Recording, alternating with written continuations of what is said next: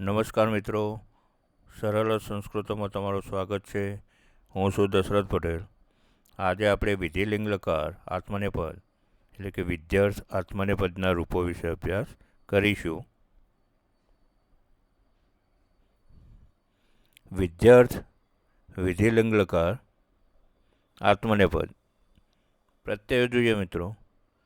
ઈય, ઈવહી, ઈમહી, ઈથાહ, ઈયાથામ, ઈદ્વમ, ઈત, ઈયાતામ, ઈરન. હવે આ પ્રત્યયો ધાતુની અંદર લગાવીએ મિત્રો.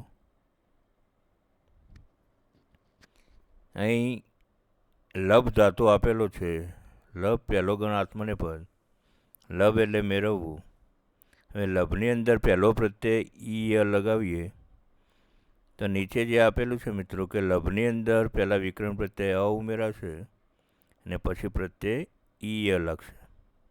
આમ અ ને ઈ પાસવા છે એટલે અ ને ઈ જોડાવાથી અહીં બાજુમાં આપેલું છે અ વત્તા ઈ બરાબર એ થશે. એટલે લભની અંદર એ ભરશે એટલે રૂપ બનશે લભે. અહીંયા જોઈએ મિત્રો કે બધા જ પ્રત્યયો ઈથી શરૂ થાય છે. આમ આ સ્થિતિ દરેકમાં બનશે કે અ વત્તા ઈ પાસે આવશે એટલે એ થવાનો. પણ અહીં ધ્યાન રાખીશું મિત્રો કે વિદ્યાર્થ આત્મનેપદના જે પ્રત્યયો છે એમાં જે ઈથી શરૂ થાય છે એ ઈ દીર્ઘ છે, જ્યારે પરસ્મય પદમાં રસ્વ છે.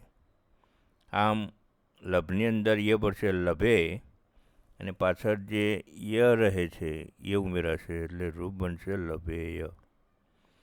એ રીતે મિત્રો ઈ વહી પ્રત્યય લગાવીએ તો લભ વત્તા અ વત્તા ઈ વહી, અ અને ઈ જોડાવાથી એ થશે લભે અને પાછળ જે વહી છે એ ઉમેરાશે એટલે લભે વહી.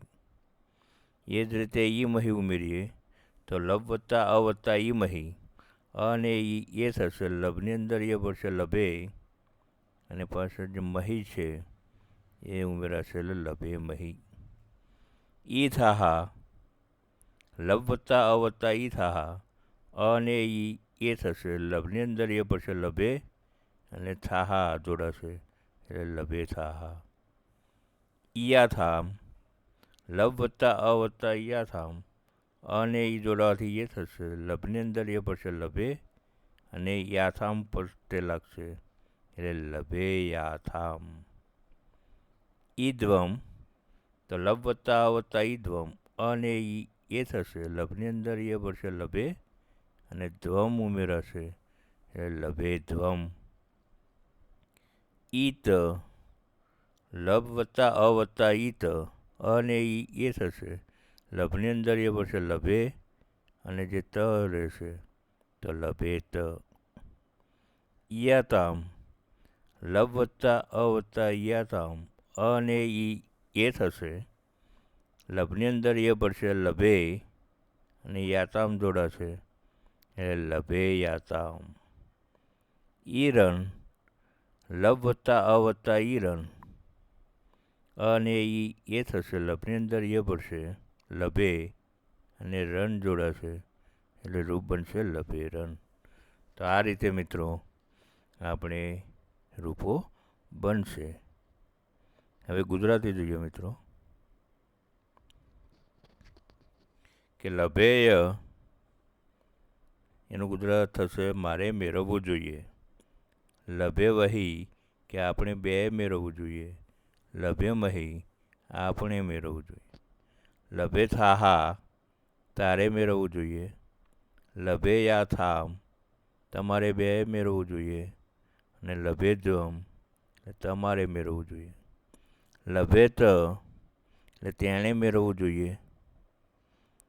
લભે યાથામ એટલે તે બે મેળવવું જોઈએ અને લભે રણ એટલે તેઓએ મેળવવું જોઈએ.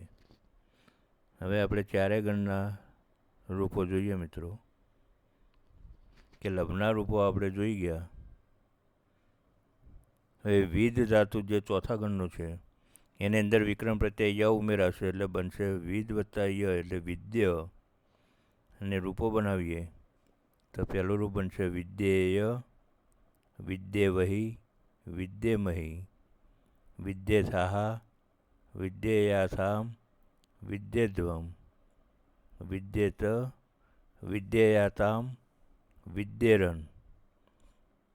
અહીંયા મૂચ ધાતુ છે મિત્રો. પહેલાં એનો આદેશ થશે મુંચ, એની અંદર વિકરણ પ્રત્યય ઉમેરાશે એટલે થશે મુંચ. એના રૂપો બનાવીએ તો મુંચેય, મુંચે વહી, મુંચે મહી, મુંચે થાહા, મુંચે યાથામ, મુંચે ધ્વમ, મુંચેત, મુંચે યાતામ, મુંચેરન. અહીંયા ચિંત ધાતુ છે 10મા ગણનો મિત્રો. 10મા ગણનો વિકરણ પ્રત્યય અય છે એ ઉમેરાશે એટલે બનશે ચિંતય. એના રૂપો જોઈએ તો ચિંતયેય, ચિંતયે વહી, ચિંતયે મહી, ચિંતયે થાહા, ચિંતયે યાથામ, ચિંતયે ધ્વમ, ચિંતયેત, ચિંતયે યાતામ, ચિંતયે રન. તો આમ ચારે ગણના રૂપો થશે મિત્રો. આમ આપણે કોઈ પણ ધાતુના વિધ્યર્થ, આત્મનેપદના રૂપો બનાવી શકીશું. અહીં આટલા સુધી મિત્રો. ધન્યવાદ.